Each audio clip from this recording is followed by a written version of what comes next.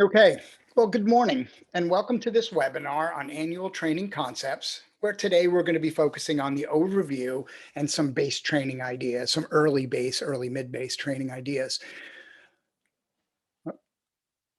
My name is Tim Cusick. I'm the TrainingPeaks WKO product leader, and I'll be walking you through the webinar today. As we go, I want everybody to feel very comfortable asking questions. Please feel free. On the bottom, you have some similar controls like this. Please use the Q&A button. Do not use the chat button. I won't see chat, so I'll miss your question. Please use the Q&A button. And you could ask questions as we go because I like answering them. I'll be looking over here. I have a second screen. It doesn't always make the best camera view, but I'll try to keep up with things as we go so we don't have to circle back and answer a bunch of questions. A lot of stuff in today's webinar is my opinion, and I really always stress this. It's important. Part of my educational desire and when we developed and created WKO is really to give you a tool of learning your opinion and building your opinion and vetting your opinion. So I'm going to show you mine and my opinions and thoughts based on science, but really it's an encouragement to build your own.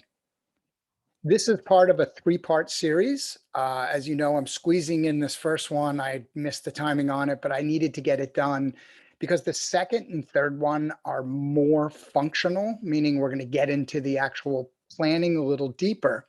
But in this first one, I really needed to get the annual overview completed and done to get it right.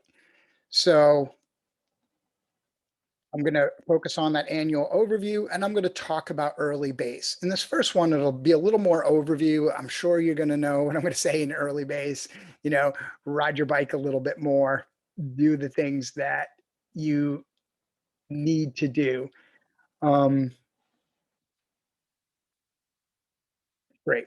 Okay, just looking through questions to make sure our last minute joiners are in. Let's roll. So let's start with a little periodization background here. So really, when you think about athletic performance, you have to think what it takes. And I've used this slide and I will continue to use it because the idea is elite athletic performance is the integration of muscular, cardiovascular, and neurological factors that in the end result in velocity and power. We don't want to just train for the sake of training. We need to make multiple systems work together in a way that creates velocity and power. And it's really important that we remember that that is our output goal. It's not just more watts or more work. We want velocity and power. Well, when we start thinking about planning this type of a program, of course, most of our planning starts with periodization. Periodization is an idea that's been around for a while. It was, started, I think, in the 50s. It actually has some older backgrounds and stuff like that. And one thing about the idea of periodization is it was really focused about the idea of one, maybe two big events. And if you think about when this idea of periodization kind of surfaced, it really was during times of a lot less travel in the world. And big events were really big events, meaning Olympics or a world championships. You didn't have so many athletes with so much access to multiple A events, multiple big events. And that's actually, that changed because of travel and travel, maybe not right now, but travel and the way we move around our season. We actually have a lot more peak requirements, a lot more desires. So when we look at periodization as a whole, I'm going to talk about it as a theory of single peaking. But as most coaches know in this system, it really has morphed into a theory of multiple. So you have dual peak, triple peak, and in today's world, I don't know, 5, 10 peaks. But we're just going to focus it on as a construct and a concept. Periodization basically breaks things down into kind of these digestible, measurable chunks. And it really is an approach of cycles. You have a training cycle, which really, or training year, or your macro cycle, which is a training year. You have mesocycles, which are larger cycles with specific focuses, and they can be generalized by a name or a term and even broke down into more process orientation and steps. And then you have microcycles, just basically weeks. In the end of the day, periodization really is just a systematic approach towards planning of the athlete's physical training or the athletic of physical training. So, really, all you're doing is using this periodized system to organize training. Now, periodized organization really is something that's built on a progressive cycle of system improvement. There's some different ways to look at that, but think about it as building blocks of you have a base block, a foundational block, and then if you build something on top of that, you get faster, stronger, perform better because it's not just cycling or running. And then if you build something on that, you perform even better. And it's the idea of this that we take the theories of progression and overload or progressive overload, and we put them in some building block process and format. Periodization really then represents a general training load progression. And load means it's not just volume, right? There's more to it. And we're going to get into that a little bit. But load is the amount of work that you're doing. In a classic view, and this is linear periodization, just using as an example, we have the two drivers, which are volume. Volume starts high and diminishes over the course of a linear periodized plan. Intensity starts low and increases over the course of a plan.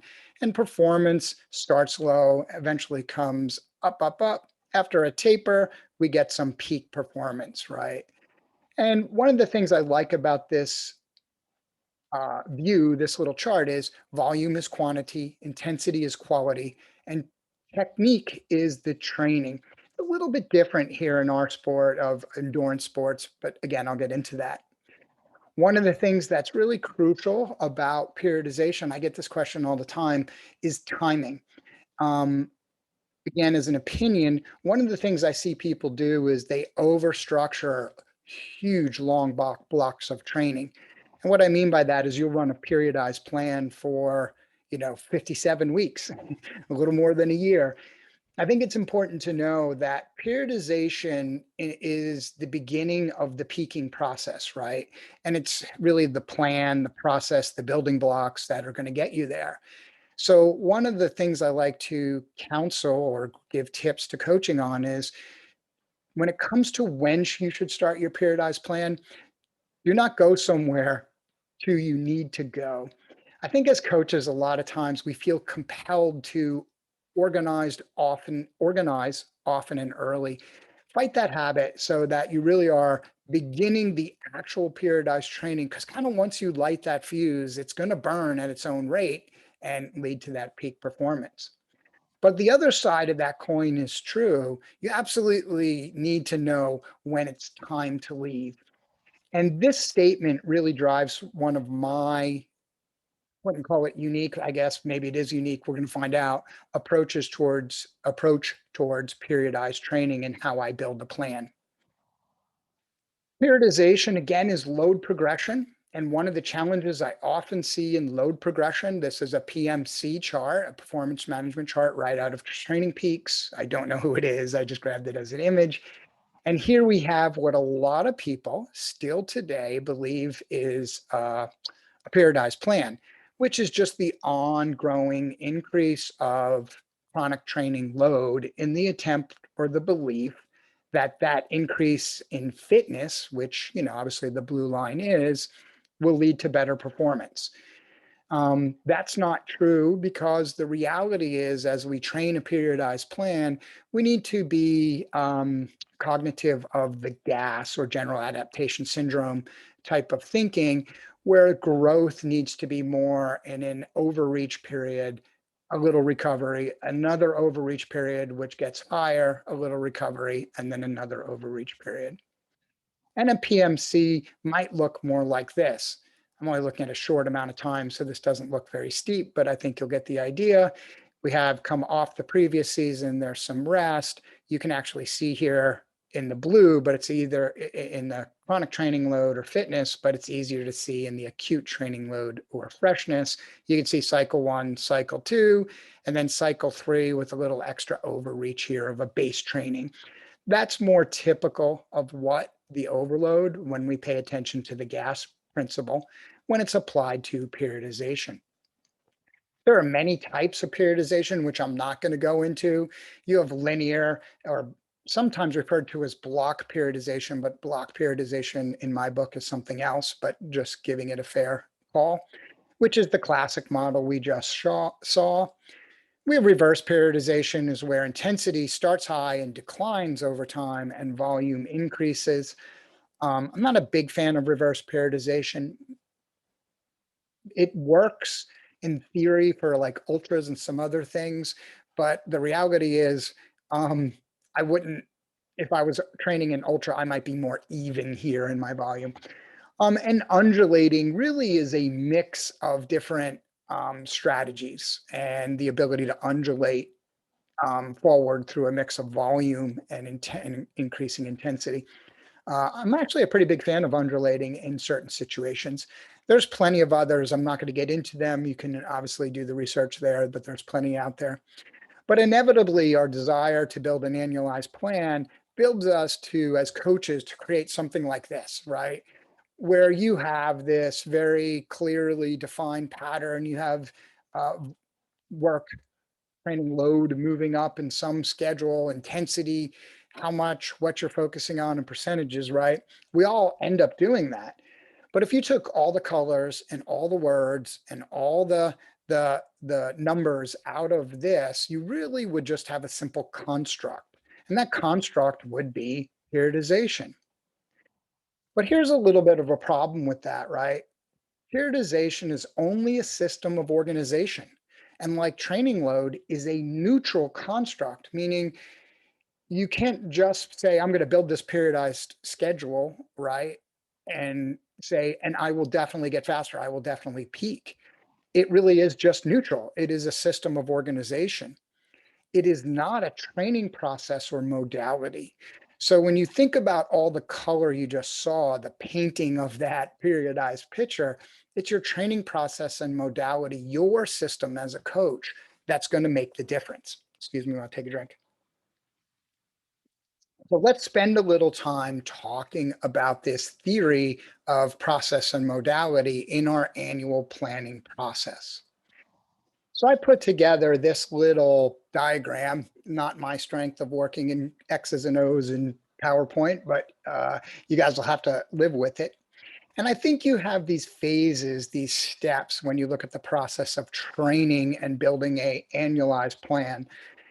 You have diagnosis, manipulate, via, manage, and outcome, right?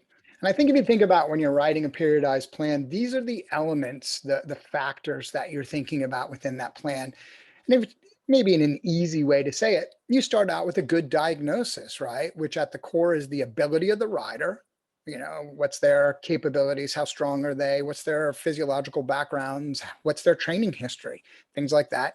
And demand of the event. Now, I'm not going to talk much about the demand of the event today because you can just, that's a matter of you doing the research, right? Look it up, find the maps, find old power files, the athlete's own history, maybe, whatever. Once you have your diagnosis and you've developed that into some needs, what does my athlete need?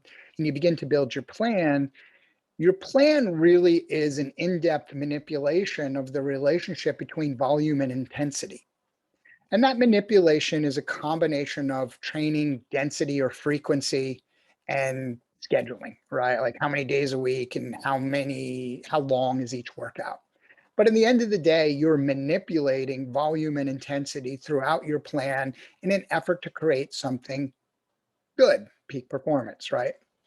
But as you think about that manipulation of volume and intensity, it's training modality that drives these two into the correct training rhythm. Training rhythm is one of my words. I'm sure, I didn't make it up that way, but it's one of the ones I like. But understanding that rhythm as a training modality is important. As you go through and you design that process, you have to manage that fitness and freshness, right? That same idea of avoiding maybe that linear, or maybe you believe that linear load is the best way to go. It's up for you to decide, but some form of another of managing your general adaptation syndrome and balancing managing fitness and freshness. Or fitness and fatigue might be a better word here, right? Maybe I should change that in the future. um, and how we manage those through our training modality as we implement volume and intensity. Those are really the drivers of peak performance. This first diagnosis step just helps us ensure we're getting the peak performance that we want. So what I want to do is break these steps down a little bit. And in these steps, I'm going to try to show some charts that I use. People have really asked in the webinar to show the charts that I actually use. I'll do that to a point, to be very honest with you. I do have a couple of secret ones that I might not show, but I'll give some good thinking. You really need to find the ones that work for you. So let's start with this idea, the ability of the diagnosis really, but I'm going to focus on the ability of the rider. You can find the demands of the events. When I'm looking at the ability of the rider, I'm doing research. I always start with phenotype. Understanding an athlete's phenotype is a pretty big deal in training. Um, One of the other things that I think about high on my list that I don't see a lot of people, I'm strange this way, is your muscle fiber type. We have a way of modeling that in WKO. And even though that correlates to a lot of things, in my process of planning, fiber type has kind of it is an element that affects my strategy, my AB strategy, not necessarily in a binary way, but has impact in what I do. I use their power duration profile as a whole, their PDC metrics, strengths and limiters against world class. And the reason I just sped through that list is I have them right here. So first thing I'm always going to look at is phenotype and then the power duration curve, what you have here with profile. And I have the chart names. You should be able to see them all on these screens. The profile is world-class, exceptional, excellent, blah, blah, blah. The red is my power duration curve and the yellow is a mean max power. This data, my sandbox data is always mixed and not the best to use, and I could just see how their power duration curve matches up against profiles. Now, most of us who've been training with power for years remember the old power profile approach where we're using 5 seconds, 1 minute, 5 minutes, and FTP or 20 minutes or whatever you're using here. That's not bad, but one of the things I don't use it because the reality is this is 4, maybe 5 data points. This is the same exact thing with all data points. So to me, this is more relevant because why wouldn't I want the second by second data versus just blocks? Now, I actually do use this data for reasons of testing and other stuff, and we'll get into that a tiny bit. The other thing I'm looking at is the power duration metrics compared. I'm profiling power duration metrics. And by profiling those metrics, I can see the core metrics of Pmax, FRC, and FTP, how this athlete rates against the world, right? Against others, a database of others. And I can see middle, high, high, low, right? Gives me some insight into their physiology. What's driving the engine underneath? How are they producing power? I like a strength and weakness chart. This chart, just very quickly is the athlete's strengths and weakness as compared to the athlete. This is not a profile or anything like that. This is just how they put out power. They're stronger and anything above the blue is a strength. Anything below the blue is a limiter. And the further apart that is, the further down off the blue, the bigger limiter or strength it is. This athlete is kind of an all-arounder. You can certainly go right to the phenotype and see that. And they have a strength out here in this kind of time range and a weakness here. One of my other favorite charts is against world class. This is just taking that same power duration profile we saw in the first slide and comparing your performance in red against that power duration profile in a percentile against world class. We do have a simple age adjustment to give some understanding, but that's really just based on a power loss aging formula. Okay, and those are some of the basics I use to diagnose. Now I have a system, I've done annual planning and WKO4 where I actually go through how to take your diagnosis, create a needs analysis and everything like that. I'm not going to do that here today. I'm really talking about concept and construct, but you can always watch that one and learn my system. Um,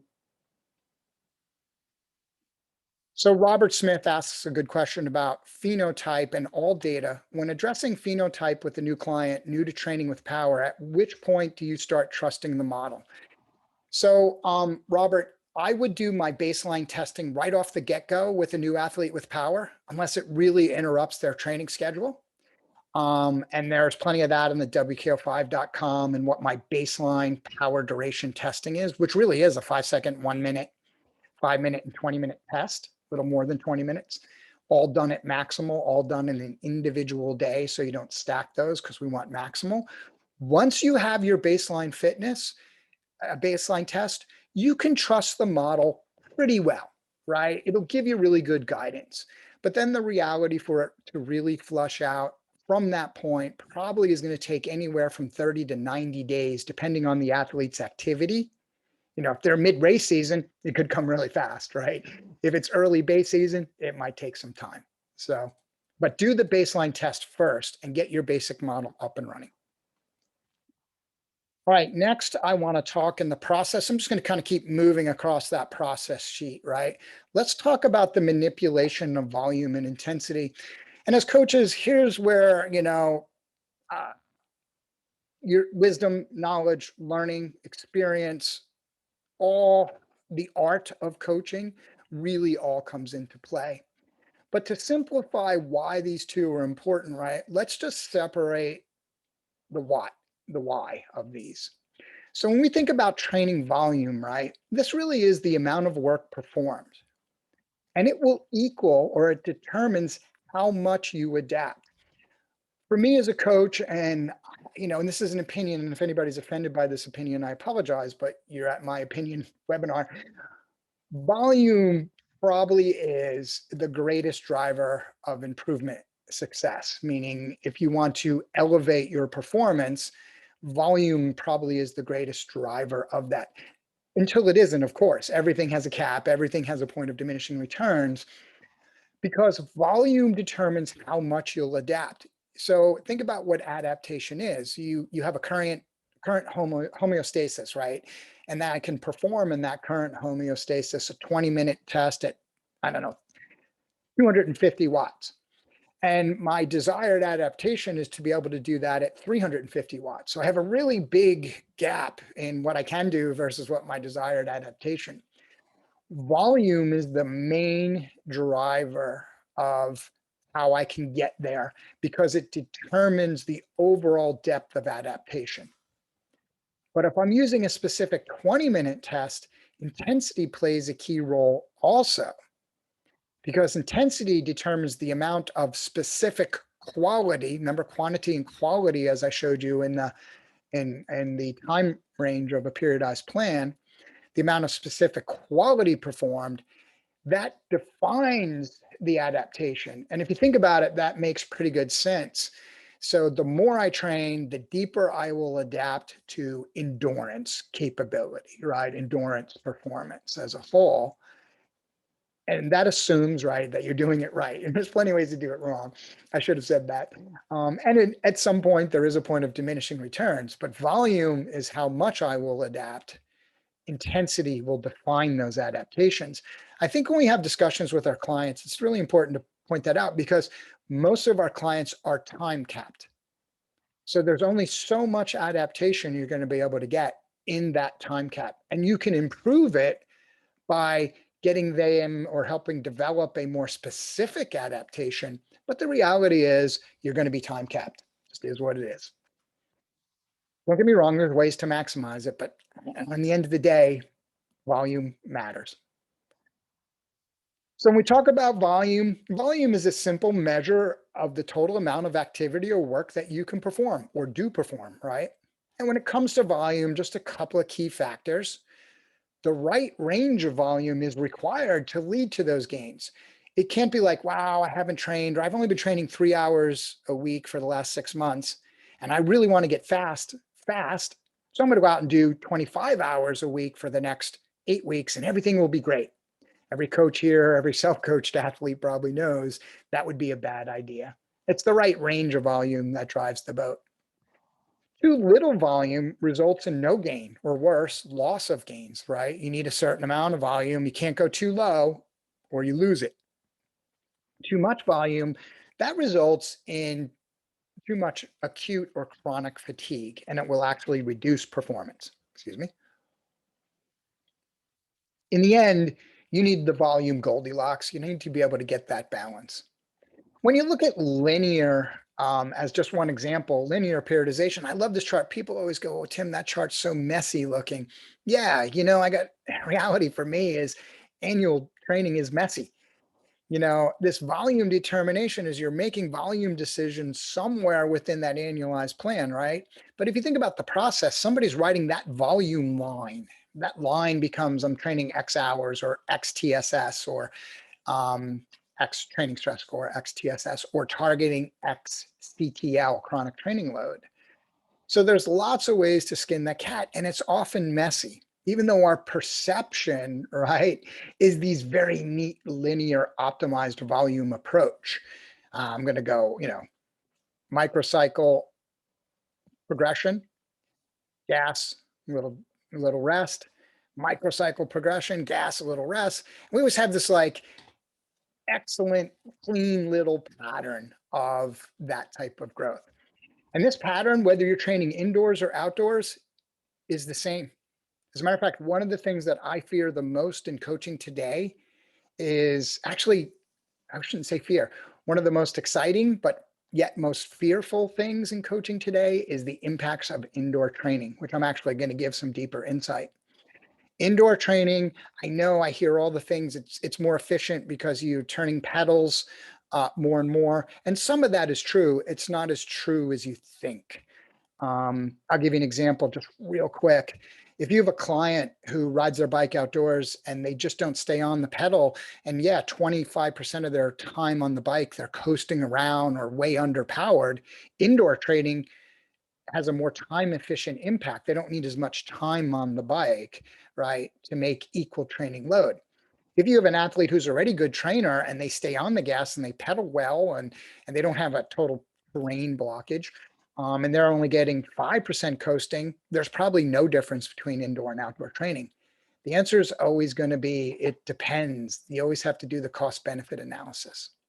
All right, so for this clean optimized load, when we're thinking about whether it's messy or whether it's clean, let's just think about some keys to getting it right because both answers are okay. A nice clean optimized growth should always be what you plan on, but ready to accept it's not going to be so clean and optimized. In the end of the day, the key measurement is ramp rate. When we think about the adaptation to training volume, I will tell you right now, it is more triggered by ramp rate and the trend of volume increase than it is by performance improvement is more triggered by the trend and rate of increase of volume than it is by pure volume alone. Now, those two are related. You don't escape that relationship.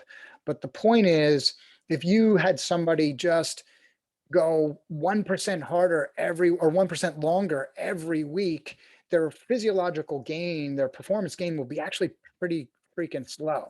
Maybe early, it's the first couple of weeks a little bit, but it'll be pretty slow. Where if somebody's progressing at the most aggressive rate that they could actually recover from and adapt, their gains would come faster. So you as a coach have to find your athlete's progressive rate of management, and ramp rate probably is the key driver of that. And at times an underutilized metric, both in planning and in tracking. It's underutilized in planning and tracking. You have to have the athlete do all the things you want them to do, right? And have it come true correctly. And in ramp rate, you should be looking at 7 days and 28 days at all given times. I wouldn't go longer than 28 days. I'll answer in the Q&A if you want me to why. But you need to look at the same days. In WKO, when you're looking at ramp rate, it's your week. So either Sunday to Sunday or Sunday to Saturday night or Monday to Sunday night, right? So the reality is you want to measure those same fixed weeks to get a ramp rate in volume. In this presentation, I've put some ramp rate guidelines. These are based on data and experience. So again, this is my opinion, but pretty solidly backed by the data. In an ongoing basis, right, you have your training age or training maturity plays a role, And actually, your starting fitness plays a role. The more you train, the more you can train, right? That's certainly a reality. But as most coaches know, once you kind of start getting over 100 CTL, it's pretty hard to keep accumulating CTL. You have to be working pretty hard. So both of those can impact your rate of gain. I've broken that into an ongoing rate, what you can sustain an ongoing, and short-term rate, like you're going to a training camp or you have a big altitude training camp or you're just doing a high volume overreach block. Just give you some ongoing and short term. I will make sure I will load the presentation so you have these numbers. Simplest way to track it, I use the performance manager chart with insights. And this is a great way to track it and plan it, at least out to a point. And basically all that has is it has a ramp rate line. And I should have put the hero bar because it's in the hero bar. I guess I could have done that, right? But the reality is this pink line here is the ramp rate. And we can see a negative ramp rate as this athlete rests. And then we see a positive ramp rate, a pretty good one. It gets a little soft in here, right? Then a little good pickup and overreach in here. So I'm always looking at ramp rate as a key number, a key metric of physiological uptake. Robert, I never adjust ramp rate tracking. Oh, I get your question. How would I adjust ramp rate by somebody coming back? It depends how long they were off the injury. You tend to hold your training maturity for 12 to 18 months, maybe even a little more. It gets pretty ingrained in there once you get mature. But if it's been longer than that, I would basically come back, maybe not all the way to the restart, but I would come back to 1 to 3 years. Okay. So when we're talking about this training volume uptake is what we're really talking about, right? How can you get that maximal load and still recover and absorb and respond to the work you're doing? So overload needs to go beyond this idea of micro and mesocycle measurement. History gives an insight. So this is a chart I like to use that if I was to take on or when I get a new athlete, I want to see what their CTL was compared over years. So I have a very simple CTL compare with day counts chart. It's in your library. All of these charts are in your library. All the ones that I'm showing are, I think, I'll double check. So, and you can just see it's overlaying, but what's important here is you can see the number of days this athlete was over 105 CTL, 90, 75, 60. This athlete spends a lot of time above 105, and they've been ramping that up each year for the last 3 years. To 222 days last year over 105. There's potential for stagnation in that. I see that really quick. So you always want to look, as you're thinking about your ramp rate planning, what the athlete has done. And it's also important to think about it over the course of multiple years. I would recommend every coach, particularly if you're working with new or younger athletes or a combination of both, right? You really want to think in a 2 to 4 year cycle.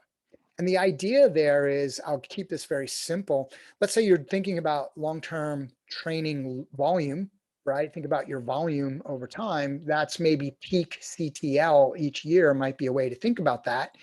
So you might say, you don't want to just go from an athlete training at 50, it was been their max, and suddenly take them to 150, right? You want to say, well, in year 1, I might go target 100, let them absorb that, get used to that training load. Year 2, maybe 120, let them absorb that, get used to that training load. Year 3, maybe 140, let them use that. So also just remember to think multiple years for athlete improvement. One of the things I see that gets done a lot is that over volume uptick that athletes will make that really don't, if you don't do that type of longer term progression, you actually won't improve to your peak performance over time. That type of progression, but you'll continue to improve throughout those 3 years and actually have a higher peak by that 3rd year than if you just went to that number, even if you could handle that training load. All right, let's spend a little time talking about training intensity, right? That's the level of effort a person exerts during exercise relative to his or her maximum. And really, we can simply, I put this definition and gave credit here. It's determined from the percentage of time spent at exercising at, right? And this particular definition is using a 3-zone definition. And it's easier to visualize this percentage of time in charts. So, we have zone one below lactate threshold one, um, zone two between LT1 and LT2, and zone three above LT2. And you have different distribution views in this, and that's a very simple way to look at it. The three zone model really makes it easier to manage and gives a good visual. But the reality is managing time intensity distribution as a matter of zone or time and zone distribution might allow for some greater specialization in our training. Again, that's up to you to interpret and execute. But I will personally tell you that the reality is I look at time and zone. I actually plan in my thinking this way in general, and I'll talk about like zone one, zone two endurance rides here, but I measure in this. Um, I'm not a, so I'll get into Dave, your question. It's going to come. So when we think about how that impacts training zones, I like to look at it like this. This is a chart that's out there. If you're using the classic levels, classic Coggins classic levels, where you have 7 levels, try to color code this. Here's the Coggin I levels, right? Here's some of the work being done to improve these. And you can overlay the free zone system. Now, don't align my numbers perfectly. I just took 2 images and kind of put them on there to give you the idea, right, of this, the idea of this, but it's there and you can do it. And that should drive your thinking. To me, I think one of the mistakes is athletes can train, when we start thinking about zone one and what polarized training and stuff have brought to us is polarized training, notice it doesn't go all the way to the end. It doesn't go into the blue. When polarized training or three zone training is, you don't go too hard, but you don't go too easy. So zone one training has a little bit of a role in early base training just to get up and rolling, but spending a lot of time in zone one outside of the idea of an active kind of recovery effort really is too little. I do believe in time around LT1, and I'll give examples of that, Dave. So you can look at this, and there's a bunch of charts. I should have put more in here maybe. There's polarized training. There's also training, and this is monthly. And there's, right, that's exactly what we're looking at here. You can do it again in WKO. So you can see this is athletes 2020. So a lot more mid-range volume in here. You could obviously see all the change. You can do this by classic levels and I levels also. Those charts are available to you in WKO. So look and learn what the athlete is doing. Another way I like to look at intensity distribution is time over or time at or time around FTP, right? And I'm looking at the average time over 105% and average time over 90%. There's a daily and a weekly and a monthly chart, I think, like this in there. This athlete has a lot of yellow. Again, a recipe for stagnation. I don't know if these are the same athletes because I always make my examples at what we call the sandbox, but this is a lot of mid-range training all year long, or riding. Maybe they're not training, but you get the point. So when we talk about training intensity distribution, some of the best practices for managing, my opinion, I should have put my little opinion sticker here. I do believe in the idea of stacking or building one system on top of another. You're an endurance sport. It is an aerobic sport. Damn it, to quote Andy Coggin. And he's really right. The reality is the deeper, I don't know if deeper is the right word, but the better aerobic foundation, more capacity, more power, more lactate, the more we move onset of blood lactate to the right, the more we do, the better we burn fats, all of the things that you would associate with that, the broader, I would say, the more broad we make, the more resilient we make that foundation, that'll allow for us to stack on top of that better anaerobic, better speed and power, better uh, repeatability of performance, right? It'll allow us to stack better on top of that. And to me, I know this kind of goes circular over like every 5 years, the ability to do that foundation well is the driving block of success. But we need to think about the things that we're mixing together, Remember my first slide, muscular, metabolic, cardiovascular, neurological factors all working together. So when we're thinking about this idea of time intensity distribution or training intensity distribution, we want to think about if we're looking for in general ideas, general principles, right? If we want to increase capacity, that's built via or by the progression of time in a training zone.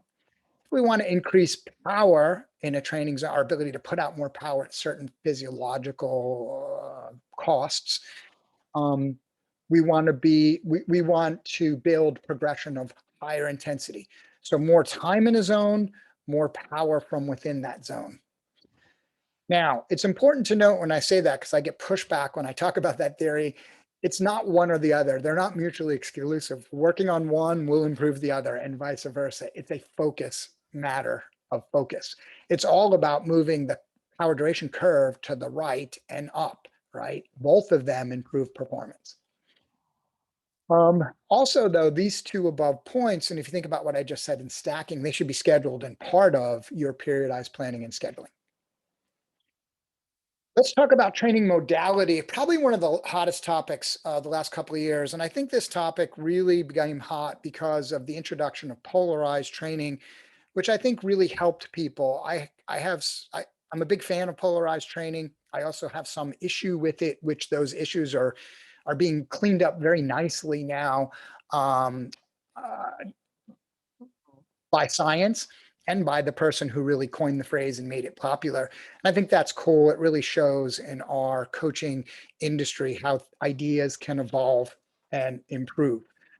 Um, so the reality is training modality, or what is a training modality? In training, modalities represent different forms of implementing the manipulation of volume and intensity to create adaptation through a superior adaptive signal and management of the fitness freshness relationship, right? And that's the core of it. That's the core of GAS, general adaptation syndrome.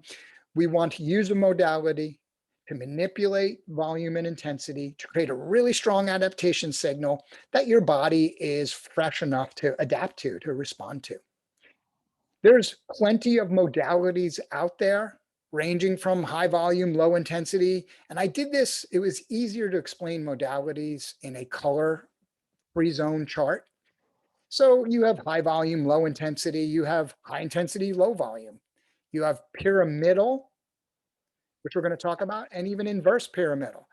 You have threshold, which by the way, most people confuse threshold and pyramidal. And we're going to work on that a little bit today. Polarized, a lot of time in zone 1 and fair amount of time in zone 3, very little time in zone 2. You have inverse polarized and you have just even, right? Time intensity distribution helps us better identify these by thinking about what, where. Now you can apply levels to this, training zones or levels, and further subject it. Let's take a really fast look at 3 of those, because I think a fair amount of confusion comes from these 3 and understanding modalities, and it's going to play into the strategy of annualized planning. So let's look at polarized, threshold, and pyramidal. The idea of polarized training system started with this kind of 80-20 thinking, even though I don't think it was meant to be that precise. And really, you just have 1 to 2 high intensity, very high, very hard workout days every microcycle, all right, every week. And then the rest of the days are riding at low intensity days at or near your LT1 or your onset of blood lactate, right? Let's keep referring to that as LT1, just to keep one name for ease of purpose. And it really is, that's the modality. It's the rhythm that you're seeing here, right? Hard, easy, easy, easy, hard, easy, easy, easy, hard, right? That's modality. This is the rhythm that's going to drive how you manage intensity and volume in the system to create response. Because if I did this is intensity, right? If you did this on volume, this Tuesday, Thursday would be low volume, where these days would be high volume. And should have done that. It's always the afterthought, right? But I think you get the point. If you talk about threshold training, right? Threshold training is 4 to 5 hard days a week, all ridden in the threshold kind of zone, right? at or near LT2. So there's a lot of just hard training days. People will look at this and say, well, I don't ride that hard. Or who trains like that way in threshold every day? Go out and do 4 group rides, 4 fast group rides or hard or group rides a week, and you get kind of close to this. So there's lots of ways you might be doing it that you don't even know you're doing it. So the reality is that's the threshold rhythm. Now, pyramidal really is a way of looking at, it's very similar to polarized, except the difference in a pyramidal, and it's hard to see here, look at my intensity scale, is you're doing 2 to 3 days a week, not as hard. So polarized high days are 10. I mean, you're going max. Where in pyramidal, you're doing 2 or 3 days a week, but you're using time in that zone 2 in between your 2 LTs, right, to generate response. So a quick little breakdown of those 3 is threshold is hard, easy daily format of 67% hard and 40% easy.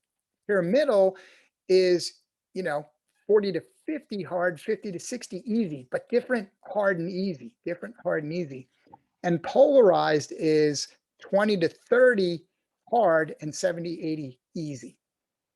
And this is like the hard here, the hard stuff would be threshold, tempo, sweet spot. And here you're talking about high intensity workouts. And the easy is threshold just tends to be steady but easy. But in these 2 systems, you're talking about time at or near LT1. So one of the things that polarized training did really well is it taught us to look at training the way we should. It was a great system of organizing because it's not just about a tree, one workout. It's also not about the full forest, just all the workouts, right? It's the patterning that's important. And in the end of the day, I think as everybody increases their coaching skill and learning and knowledge and experience, they learn how important that rhythm, that patterning, that modality is on the impact of response. Get this question all the time. So which one is best? Always have the same answer, right? All roads lead to Rome. The reality is the answer is very individualized and it's highly infected by timing, hence the idea of how we use modalities in a periodized plan. So let's talk briefly about managing fitness and freshness. The reality is we've talked about gas. I'm not going to go into it deeply. So the fitness and freshness, I need more coffee to be able to say all my words. The fitness and freshness model really is just managing that on-off cycle, right? How many weeks are we off? Then we rest. So I'm not going to get into that deeply because there's plenty of webinars. I track that in the same place I'm tracking ramp rate, CTL. This is the PMC chart, the performance management chart that I use because I also like how the idea of training, sort of training readiness or optimal load points and stuff like that. So I like this PMC. I'm tracking acute training load and chronic training load as a way of measuring fitness and freshness. All right, in the end result, what do we want? We want peak performance, right? All of those things, all that model needs to come together for peak performance. And really, that's very simple. The person performs to their maximum when they want. But that also is about, maybe I should have highlighted that. Really, they have the idea of progressive planning or using a periodized plan is it builds confidence and ability to perform, right? Which then also supports their maximal performance. So let's take a look at a case study. This is the classic periodized plan. I showed it in slide 1 or 3 or 4 or 5, whatever, early. And you tend to have this model of week by week progression. And I don't know if this is exactly the model, but here I'm emulating this or showing this phase broken out.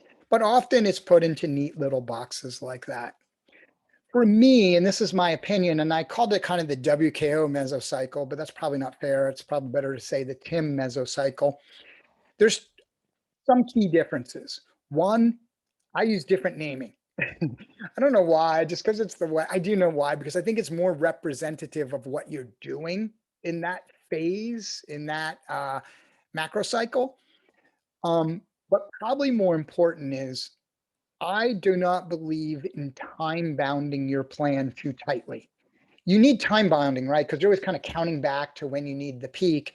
and stuff like that. And you don't want to start your plan too early or too late. But the reality is there's some flexibility, and I actually build that into my planning schedule when I'm writing a periodized plan. And I stay focused more on having a strategy than a plan. I am not as quick to make little squares and boxes all the way through a season as I used to be, only because I've learned over time how we need to be a little more fluid, and adaptive and phase adaptive, in our coaching to elements like that. So I use more of a time range where I'm looking for key metrics of evolution, when it's time to move on, right? When it's time to leave, go back to that slide, when it's time to leave this phase. And I don't always get them. And there's times where the schedule says, well, I've done the best I could. I need to move on, but I am looking for those phases. So if you look at a general summary of my uh, macro cycles, um, I kind of break them down like this in rough timelines, what I'm doing. And here is what I will do in modality. So in the prep early base phase, I'm using a high volume, low intensity. I'll move to an even approach. I guess even's the best name because in my early base, we're just riding and riding a fair amount. Then I do in this kind of greater, and by the way, my lines aren't so clean and neat. There's fuzziness, like I'm starting pyramidal here, right? Um, I'll go pyramidal here. I start doing in this mid to late base, more work, and more effort. And usually this period will go the full 8 weeks. A very adapted, very well trained athlete might go shorter, but I'm really taking a pyramidal approach. Now, as I evolve into my build and peak, I'm moving from pyramidal to polarized. And even that is maybe an over precision in definition. I'm evolving through these, might be a better way to say it.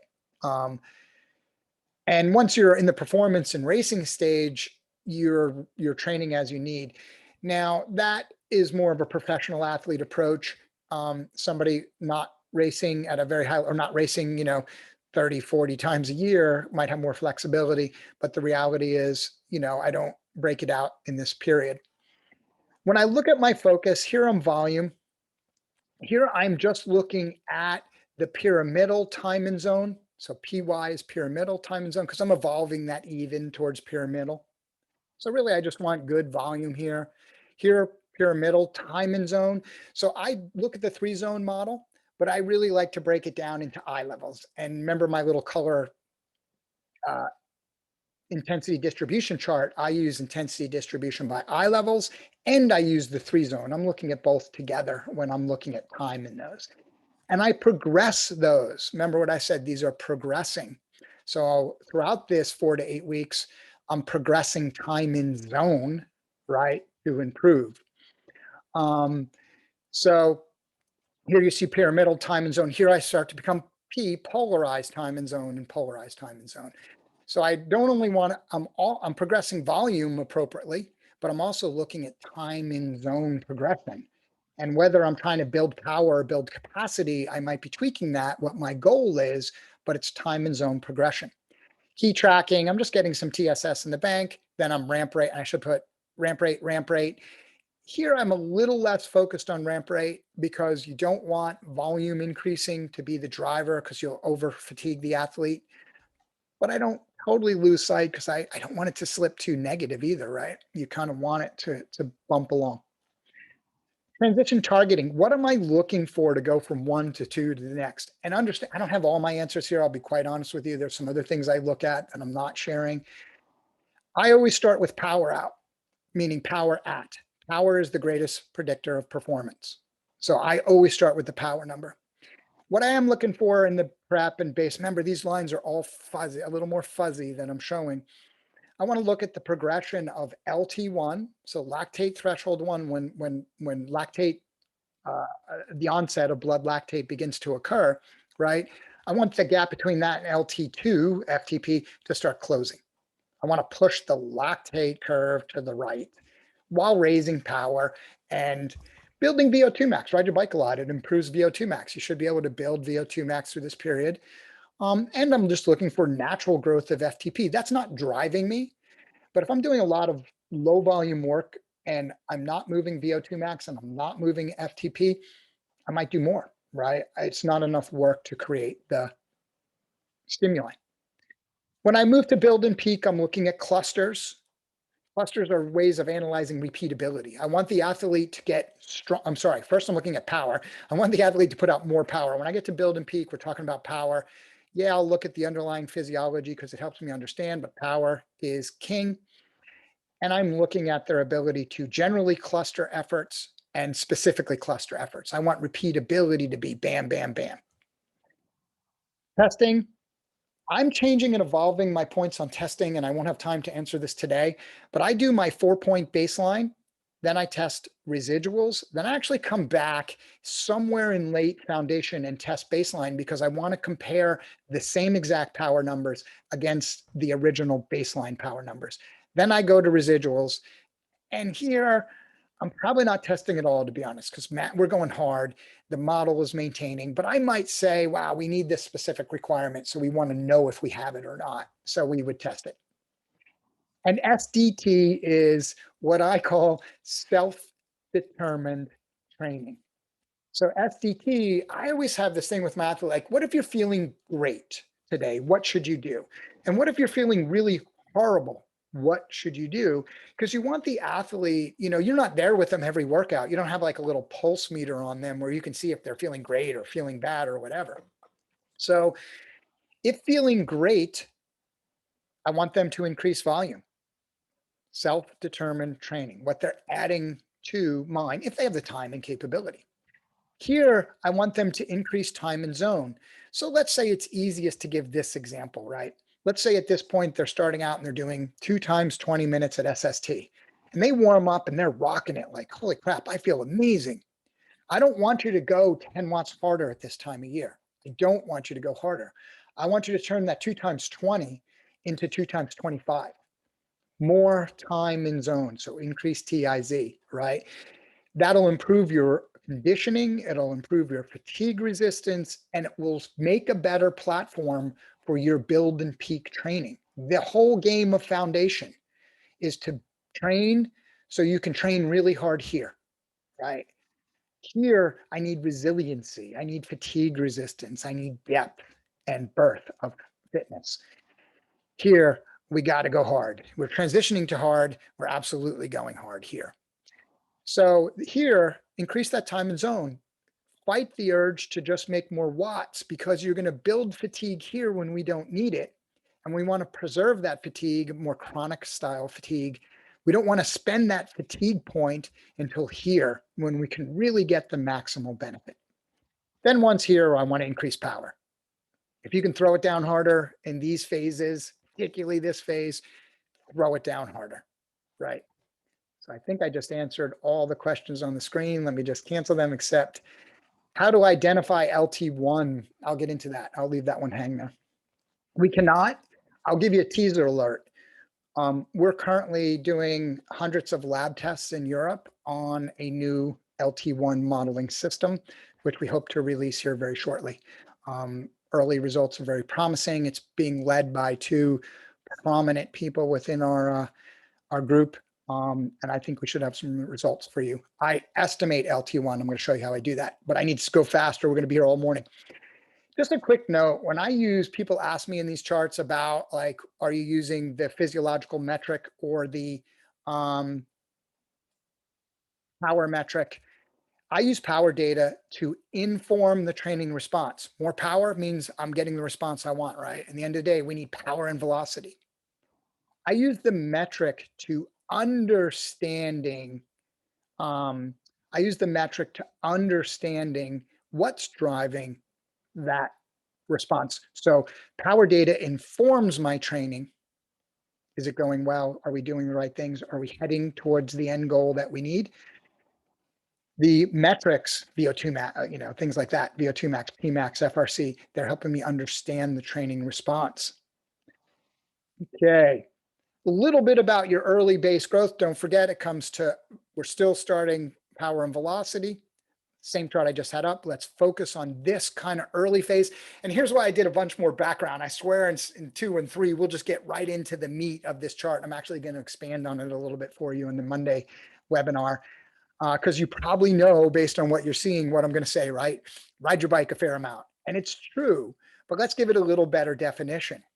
In the early foundation phase, I'm looking for like two things drive my dose: volume and neuromuscular manipulation. And neuromuscular manipulation is just a fancy way of saying cadence work. Excuse me a sec. See, I have coffee too, ready to go. So the response I'm looking for, and there's more, right? You can just put improve your aerobic capacity and foundation, your aerobic performance, whether you think about that in a cardiovascular format or in a metabolic format, in a lactate management format, all of those are important, but they're just elements of the end goal of what I'm talking about is driving the overall, improving the overall aerobic foundation. That doesn't mean we don't do some other work, and which we're going to talk about, but really is just building this early base, like each phase is you're just building the foundation of harder work to come. So if we look at this kind of schedule, how do we manipulate this, right? How do we change it? What do we look at in early foundation? For me, it really looks like this. So what I'm doing in the still always the diagnosis never changes, right? And that's the driver of the why of your plan, the needs analysis of the athlete. The volume goes way up, intensity's down, and I take an aggressive volume-based ramp rate. And I'm going to talk about that a little deeper, but that has to jive with the athlete's life, which we'll talk about. My modality during all phase really is high volume, low intensity training modality. And I'll define low intensity in a moment. I'll tell you right now, low intensity is time at and around LT1. The reason I say at and around is people get too precise about like something like LT1 when really it's a fuzzy gray area anyway. So at and around is just fine. During that management of fitness and freshness, I'm managing my gas by some range of 3 to 5 week cycles with lower intensity in the mix and a smart progression of volume. You can train on microcycles a little longer, but that really depends on the athlete's maturity, their current starting point of training, how much rest did they have or didn't have, maybe even can impact that. But there's a range. I don't rigid into this 3 on, 1 off. And as I get to peak and build, I'm going to tell you, I might do 1 and 1 at times, 1 week on and 1 week off. It's not a week off, but that's a way of block training. You get my point. The reality is there's a range. And in the outcome, one of the things when you start early base training, if you are pursuing an aggressive volume based ramp rate and the athlete can do it, they'll probably see performance decline for the first 3 to 5 weeks. Why? Because fatigue comes first. Fitness will follow. Fitness takes 4 to 8 weeks to start layering in and having impact. So I always warn athletes when we're moving into the season and we're starting to generate volume and volume ramping that their performance might go down over time. Little bit of what I'm looking at in here, and this is a little redundant, but so I'll move quickly and then go to Q&A. When I'm looking at volume distribution, I'm progressive up to 10% number, right? But I do it by the ramp rate chart, which I have in the next slide again for you to study. If an athlete is low to mid CTL, I'm targeting 4 to 7. But I have athletes now, and I bet you've seen this in the year of COVID, of 2020 to 2021 coaches, and this is part of the challenge because they didn't have goals. They just kept training all year long, right? And they're coming into 2021 with a higher CTL than ever.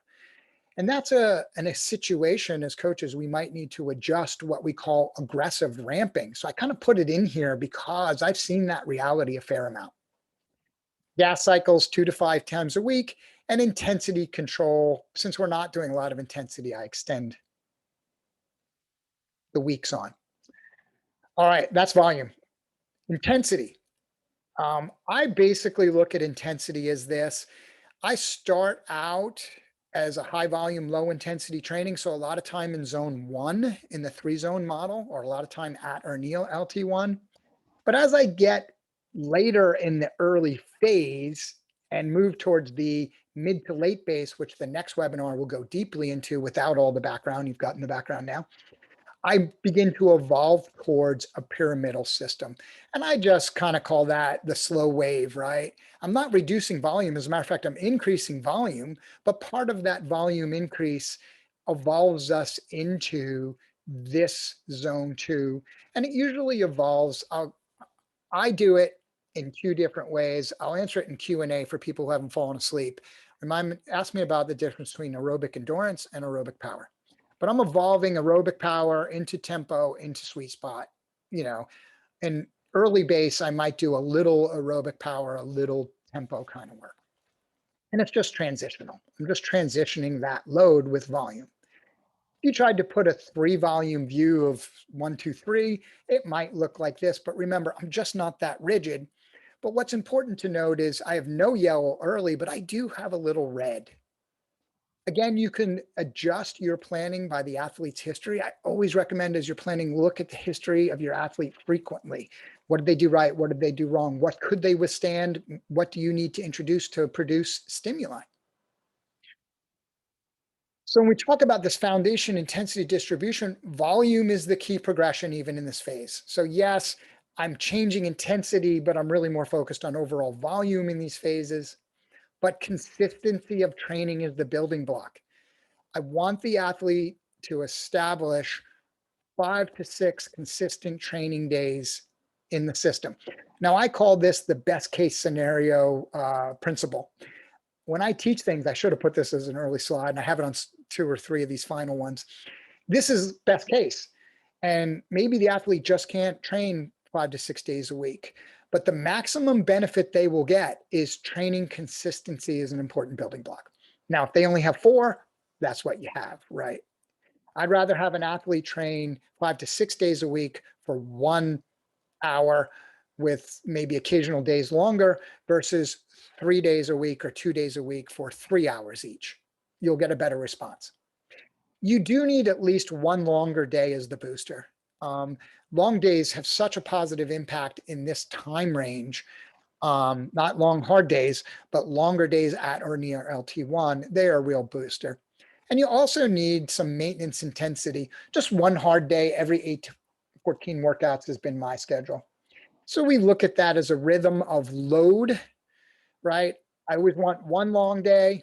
And if you can get a second quasi long day, Joe Friel wrote about this way back in the original Training Bible book, and he's absolutely right. It's the best way to gain. You need 1 long day as a minimum, 2 is better. Almost to the Q&A. Early base neuromuscular manipulation as part of volume. So a real quick answer, right? We all know that a watt is how hard you pedal times how fast you pedal, but I use cadence manipulation early. One of the key reasons I use it, and this is one of the downsides of all this indoor training and training on these indoor programs like Zwift or RGT or something like that, we turn into cadence drones, and we actually are narrowing our range of that we make peak power or good power in. And in some ways that's helping us. It is creating some improved pedal efficiency and some other factors. But when it comes to actual velocity and performance, the end goal, it's hurting us. We're losing our ability to make power at a range of cadences. You go and you join a Zwift race or a Zwift fast ride, you crank it up to 95 RPM. You don't shift ever because everybody does them on flat and you're kind of going 1 hard tone and you're really narrowing the range. So when I do neuromuscular manipulation, or simply put, I add cadence work to workouts and cadence targets to intervals and cadence targets to stuff, is I'm trying to ensure you can make power. I'm countering a lot of that indoor effect. And for those who aren't training indoors, improving your ability to make power simply at a range of cadences. No super secret. You're going to gain efficiency and gain economy and all those things. Those things might happen and hopefully will a little bit, but those gains are minor. But your ability to translate that power into performance on the road, performance in your race, performance in your event, That means you got to make power at a nice range. You could Zwift train all year long and get totally droned into that 90, and then you go out and you do your first gravel race where suddenly you're a lot of time at 65 and a lot of time at 85 and a lot of time at 105. Your body's not going to be ready for that. So when it comes to neuromuscular manipulation, I do review and monitor those. I'm going to show you what I mean by that, and I make it part of the prescription.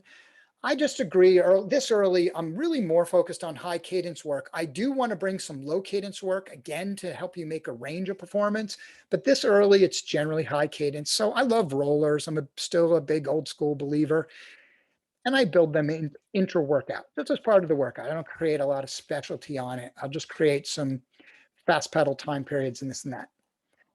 And the reality though, the output is generalized. So what I mean by this, when we think about power, I'm going to go out and I'm going to do 5 minutes at 300 watts, right? The output we tend to think about is 300 watts.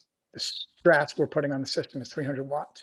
But if we break that down a little deeper, there's a certain amount of metabolic demand that comes from that. And there's a certain amount of, a certain amount of cardiovascular demand that comes from that, and a certain amount of muscular metabolic demand. So strain on the cardiovascular system and strain on the muscular system. At this time of year, I'm more interested in strain on the cardiovascular system. So even like on high intensity days, if I'm doing VO2 max workouts, let's just keep it very simple. I'm going to have the athlete just do 5 times 3 minutes, some maintenance work just over threshold at 110% of threshold, right? I'm going to have them do those efforts at a very high cadence, 95 to 100. Maybe even more depending on the athlete, because I want to keep the cardiac preload. I want to keep pressure on the cardiovascular system. And right now, I'm only training so I can train harder later. So I don't want to begin creating a lot of muscular fatigue, a lot of muscular metabolic strain at this time. I'm just going to keep straining that cardiovascular system. I'm going to use the high cadence to make more muscle contractions, right? That's what high cadence is doing, at less contractile force. They don't have to contract as hard to produce the same watts. That probably does improve efficiency and economy, but those gains are marginal for experienced cyclists. They're marginal, but no reason not to get them, but you get the same gain. And then you learn to make watts in a range of performances. I do measure left-right balance. This is my favorite left-right balance. This is an athlete who's just recovering from a surgery. So it just made a great example. So I grabbed it. Left leg power duration curve, right leg power duration curve, massive difference, right? So I might be doing some unique work to help this athlete, but I'm looking at these if you have a left-right power meter and the capability, and I might tweak my neuromuscular manipulation efforts to better address these certain issues. I do look at gross power release and gross power absorbed, but typically my number one response to these, like how do we improve them, is ride the rollers at high cadence, ride the rollers at a high variance of cadences. So the prescription doesn't change dramatically. But these are charts and things that are available to you and worthwhile looking at as you think about this early season neuromuscular manipulation. Because remember, you have to make all the systems work together. Early base training transition, I'm down to the last 2 or 3 slides. This is kind of what I was showing you, my transition facts. Have more, and in this, again, I want to be very careful about these becoming over precise. Kind of an art, like I have all these tools and how I use them is precise, but same things. I'm looking for a metabolic response out of my early base 1. I want to close the gap between LT1 and FTP. I'm looking at in base 2, I want to close the gap between FTP and VO2 max.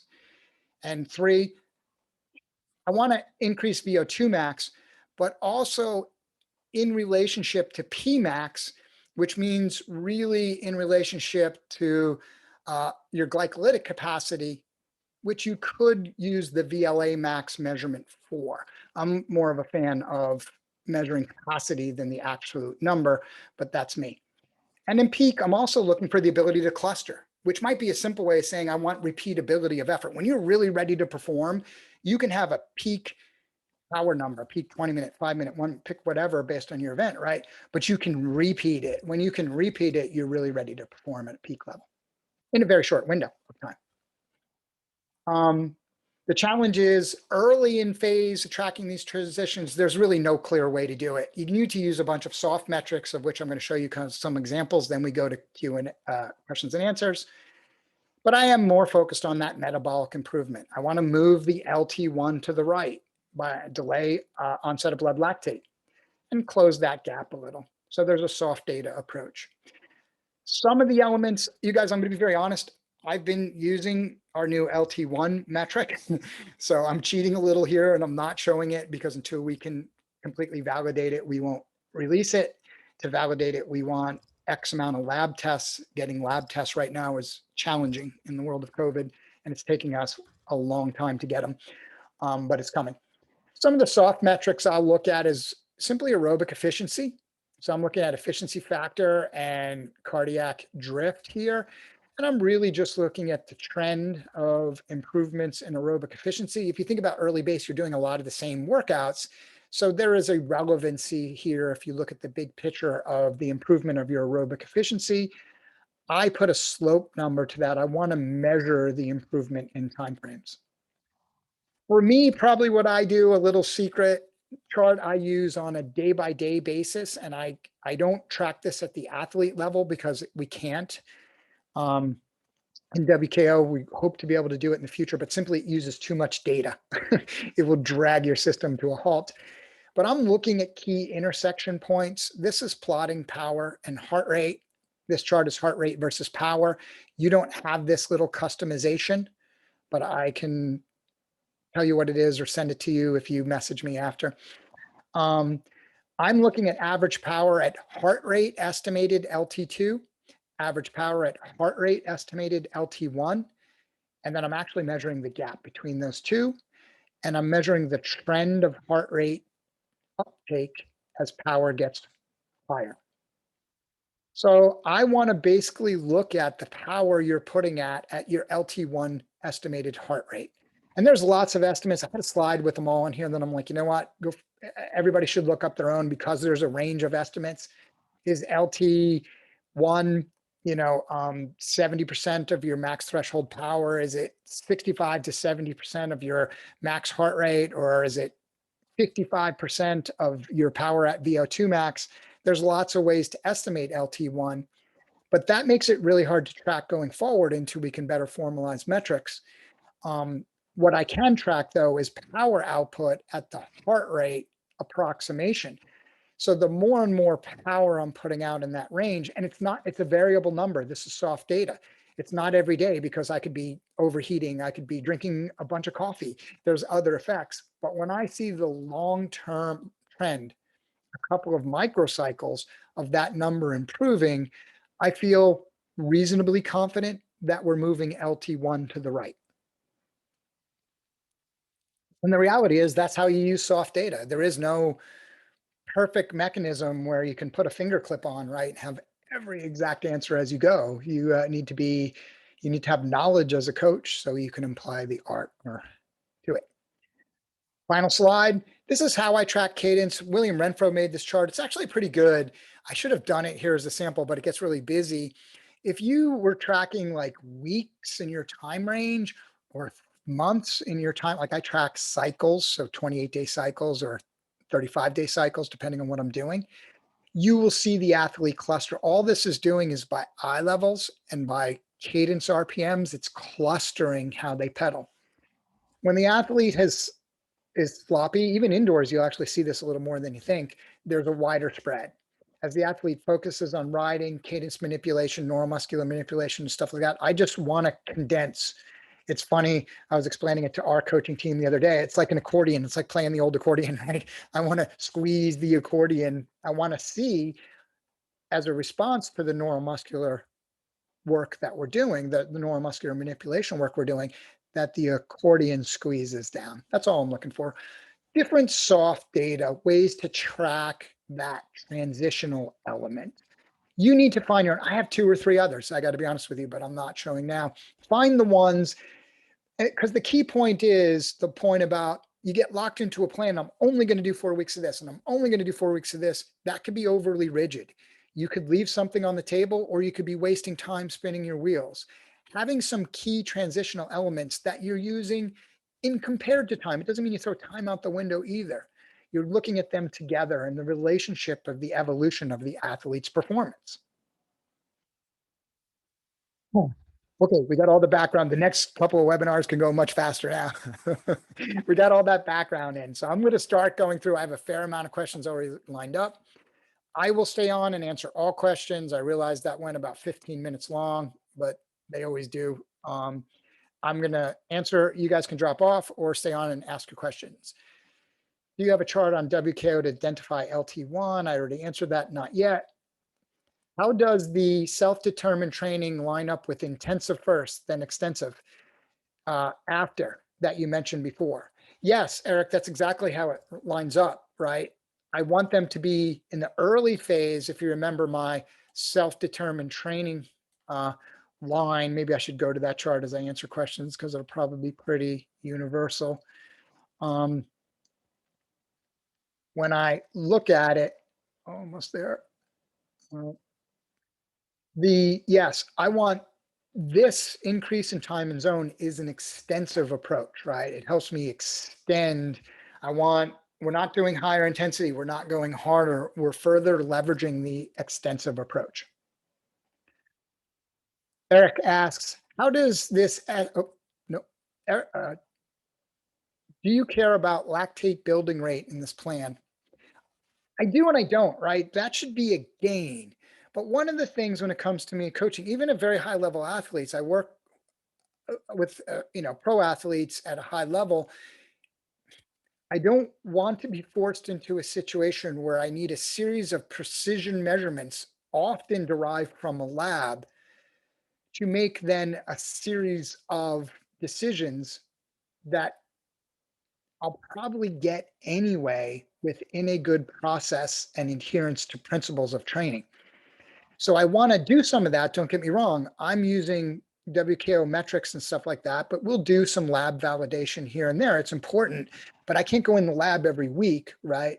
So a result of this process should be an overall improvement in lactate management, which is lactate as fuel, lactate, buffering, lactate shuttle. I mean, there's a lot of things that come in that, but that's an end result.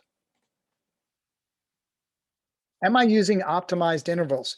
Yeah, I don't use, obviously early phase, I'm not using optimized intervals much at all. Maybe I do use them actually on that hard day. I actually did a little video on that just recently.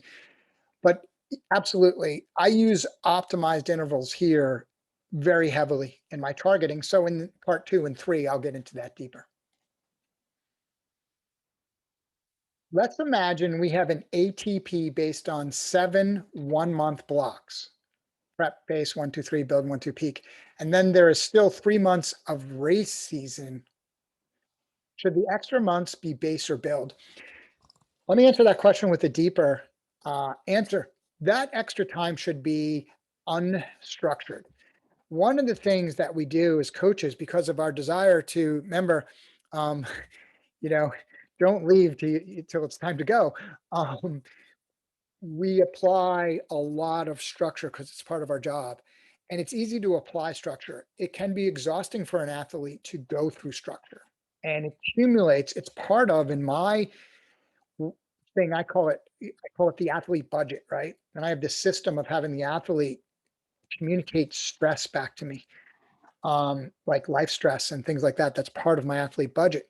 And training stress structure is a stress increaser. It's part of that stress budget, right? So letting the athlete just ride, and that's so hard as a coach because you feel like you're not doing your job, right? I got to do my job. I got to have something in there. Well, really, in that time of year, you can control kind of the banks of the river, but let the athlete flow and unstructure. And yes, that time would be extending base, extending actually kind of the stuff we're talking about right now. But I would do it in a way that is not stressful, not stopping, not overly structured. Hey, I have a goal for you. I'd like you to just ride 10 hours this week in at least 3 to 5 workouts in this general range. Oh, and by the way, if you get a chance, do somewhere sprinkled throughout that, give me, a half an hour of high cadence pedal and broken down into 5 minute or 7 minute or 10 minute groups. That's coaching. I got news for you. You're reducing stress. Now, where your athletes see it as coaching, that's a challenge. I got to admit, I've been in that point. Um, but I'm just answering the question with the best answer I have. If you move LT1 to the right, does this also close the gap between MFTP and VO2 max? Yeah. So remember what I said, these elements are not mutually exclusive. The whole system is moving together. You're talking about an area of focus where you're using intensity or volume to target a specific response. So you're tracking that specific response. But that doesn't mean there's not spillover to all those other systems. Ride your bike a whole lot, right? And your LT1 will go up. So will your VO2 max. And so will your threshold. As a matter of fact, your VO2 max probably will go up faster or more. The gap between your FTP and threshold will go up more. But they're not mutually exclusive. They'll work together. You're a system, right? You are a whole system. It's going to respond together. If an athlete has been responding really well to high volume, low intensity, would you continue doing this until the gains slow down or progress to more time and zone? Yeah, great question, Ruben. And then you go on to ask, what is the CTL? What if the CTL is already at a point where it's hard to progress? You're hitting on the core of my progression chart, right? I remember right up here, I have power. Power is the greatest indicator. If power keeps coming up, obviously that will improve power and velocity. You might want to keep doing that until it plateaus. If you think about the general adaptation syndrome, the resistance phase is followed by a flat plateauing phase. And here's the thing, right? When you're tracking power versus metrics, you want to keep growing that power until the athlete hits that phase. And the metrics, their VO2 max, their MFTP, their FRC, Pmax, those things will continue to improve. But once the athlete gets a little stagnant from the prescription volume in this case, their power will stop improving, and then probably in a handful of weeks, maybe as short as 4, start dropping off. But their metrics, their Pmax, their FRC, their FTP, their VO2 max, things like that, they won't. They'll stay flat. So stagnation, training stagnation, staying at an over plateau is much smarter to be tracked at power. So you use your power numbers to track your way in, right? When to transition. And then once it gets flat and your power numbers are flat, you want to move on pretty quickly because your metrics will be saying things are okay. But the reality is power is going to start to decline. So hopefully that's an answer. Next question. Is it okay to increase volume doing 2 training per day? For example, 1 in the morning, 1 in the afternoon. Yeah, I think people underestimate the power of training multiple times in a day. You can also underestimate the fatigue. So I like training twice a day, and I'll actually prescribe it in phases of training. To be honest with you, I usually will prescribe it in base 1, 2, because it does create some unique physiological demands. But you also then you need a disciplined athlete who's super attentive to recovery processes and restoration. But it is an excellent way to increase volume. But remember the caveat, and I say this in all my webinars, cost benefit analysis. If their resulting fatigue is too high, you've trained in the morning, trained in the night, that increases extra fatigue. The athlete's parasympathetic, sympathetic response is all wacky after training and they can't sleep. That might be a negative. The cost is too high. So you as the coach have to measure that. Dave, if the target event is 30 weeks away, would you recommend more time spent in early base? Yes, same answer I gave earlier. 30 weeks is a lot of weeks of training. But I know it's so hard to hold back the athlete. They want to leave now, right? Go back to my statement on that. They want to leave now. Don't leave till you're ready to leave. If you start with an athlete right now, what points you have to diagnose understanding that base isn't build in the right way, but races will start in 5 weeks. So if you're starting now and races are starting in 5 weeks, you simply have to condense this strategy and take the best you can. That's it. That goes back to my point. This is a rigid looking system. You got to be much more flexible in that system. That's here, right? And the reality is, again, back to my accordion point, sometimes you have to take this system because of what the athlete gives you to work with and condense it. Really, their history is important. How much base do you think you need? Their training maturity, but just condense it. The athlete has a good training maturity and has ridden their bike a fair amount. I would probably go right into a 4-week block of base 2 and then build peak race. If they're immature, that's dangerous, but you got to make that determination as a coach. I am performing the test short, medium, long, and uphill terrain. It's okay or better to perform them on flat terrain. Victor, max is max. Whoever you put out the max power, that's how you should do your tests. You're welcome. What strategy would you recommend if I have 1 year to train without any race and want to get a higher FTP watts? Build base build peak or only base volume? That's really hard to answer because it really depends on your training history and how much you've trained over time. But it's a question a lot of people ask themselves in 2020, and will probably likely be asking themselves in 2021 to some degree. If you just have that year that you're going to spend on some type of non-race, non-competition, non-need to perform, um, foundation training, I would undulate. Here's an answer for you. I would go foundation, then a short block of builder peak, then foundation, then a short block of builder peak, because you don't want to do so much foundational work that you lose other capabilities. So the undulating system might be a really good answer for you, where you're mixing a little of that, but you're not really driving towards a peak. You're driving for highest physiological capabilities. Hope that helps. Tough question. When I have clients training less than 12 hours a week, yeah, that's the real world problem, right? I consider sweet spot a necessity as a substitute for LSD. Would you consider this in place of your high volume, low intensity training? Yeah, I would move that needle, right? Great question, Eric. Things kind of, that's why I was really careful to say this is transitionary, right? I like high volume, low in the prep phase. I might, for an athlete with 12 hours or less, right? One key thing, if you think about that annual cycle, you can leave earlier and really think about what I'm saying here, right?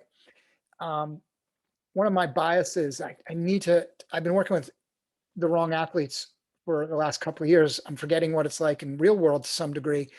So for an athlete with a 12-hour limit, I might have prep, base 1, base 2, base 3, right? One of the ways you can deepen the foundation is by one extra base period, because you're still not creating too much fatigue. I wouldn't do more build and peak, because here's when you turn the jets on, right? And you're sapping the athlete's chronic and acute fatigue. But here I might move everything back. I would start earlier, right?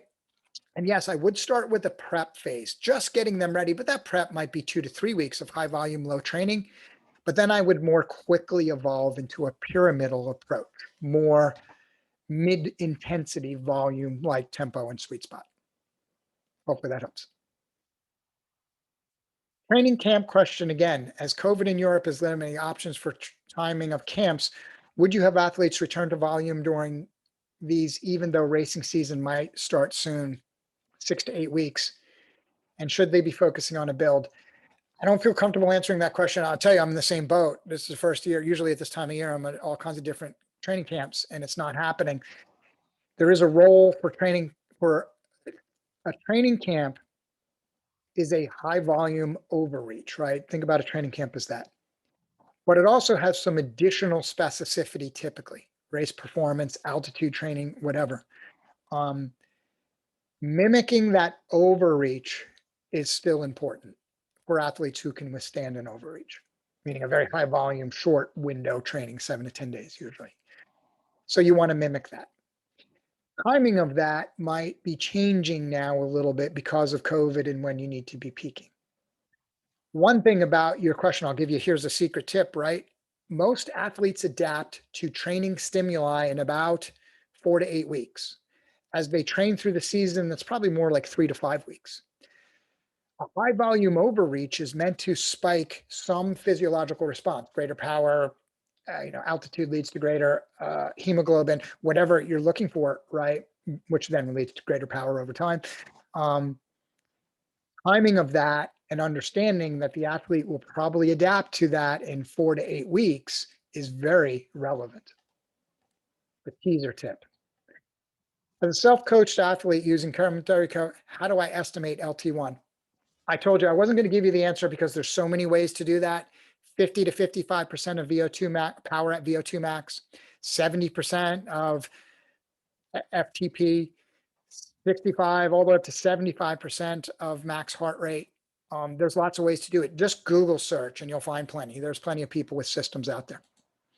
So even in my estimate LT1 heart rate, I put the number in there. I have my own estimating system, but I still just type the number in the formula, in the expression. Hi, Tim. And these are the last three questions. Hi, Tim. Considering unproductive time spent coasting, how much percentage do you recommend to keep an early base? So if the athlete's training outside, I want coasting time to be less than 8%. Why 8? Well, it's more unique than 5 or 10, and it helps them remember. I want their coasting time to be in that 5 to 10% range. When you start coasting more than 10%, the athlete is wasting time. Now, here's what's going to happen as a coach, right? That athlete's going to come back and say, well, it's because of my terrain. I bet you 80% of it is really their lack of focus and good habits. So if you build the good habits and focus, they can make improvements. And terrain is a reality. You're not going to descend a 9% 1 mile curvy descent doing 200 watts because you're trying to keep it zone. The reality is you can only do what you can do. But if they build a better habit of picking a better course, right? Courses for horses on that day, and then staying focused, that's the target improvement. Many other coaches I've seen are suggesting only doing 2 intense days a week, supplemented by LT1 days between to continue building base. If we have clients who are more mature in training, how do you add more intense days each week? I think that's reasonably good guidance, but again, be careful of over precision. It depends on your definition of intensity in your question. Only 2 intense days. The intensity demands of 2 days of doing sweet spot are dramatically different than the intensity days of doing 2 days of max aerobic intervals. So the answer is hard. It depends. But I had it in a chart here. You go back in the presentation. I don't want to keep scrolling back because we're so late already. I give you some ideas, and the change in intensity days really is because the definition of intensity is easier. So like pyramidal, you can add more days. The question to your answer though, reverse that. The answer to your question is too individualized to answer beyond that. You're welcome. Last question. There was a slide about 65 to 70, which was skipped. Colored graph, maybe intensities. Was that on purpose? I don't think so. I went through one really fast. That one? That one. Yeah, I skipped this one about ramp rates only because I presented it earlier. So it was the same slide. Excellent. Thank you, everybody, for being on today. I appreciate your time and patience. Make sure you join us Tuesday. I'm doing the part 2. There won't be the deep background. We're going to basically jump right into the macro cycles and go a little deeper as things now, right? As we get through early base, things will get more complex. I will post a PDF of these slides with the recorded version in the Facebook group. And if you go to the recorded version on YouTube, the slides will be linked in the description. Thanks, everybody. Talk soon.